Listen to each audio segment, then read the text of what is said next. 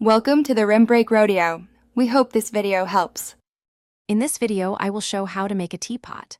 First, prepare about 2 pounds of clay. Center it on the pottery wheel, then open and pull up the walls to form the main body. Shape the pot with a wide base and a narrower neck.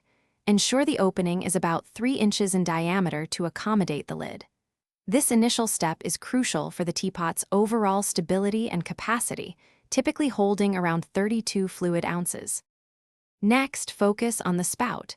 You can throw a small, tapered cylinder or hand build a curved spout. Make sure its opening is about 1 inch for a smooth pour. Score and slip both surfaces, then firmly attach the spout to the pot's body. Position it low on the pot, about 1/2 inch from the bottom, to ensure all the liquid can be poured out easily without excessive tilting. Now, let's add the handle and lid. Pull a handle from a small piece of clay or cut a slab, shaping it for comfort. Attach it securely opposite the spout, ensuring it feels balanced in your hand. For the lid, throw a small dome or disc that fits snugly into the 3-inch opening. Don't forget to add a small knob or finial for easy lifting and a touch of elegance. Finally, the finishing touches. Let your teapot dry slowly and completely to a bone-dry state. This prevents cracking during firing.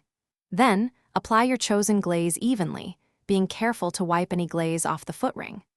Load the teapot into a kiln and fire it to the specific temperature required for your clay and glaze, typically around 2,300 degrees Fahrenheit, ensuring a durable and food-safe finish. Thanks for watching. Consider subscribing if we helped you.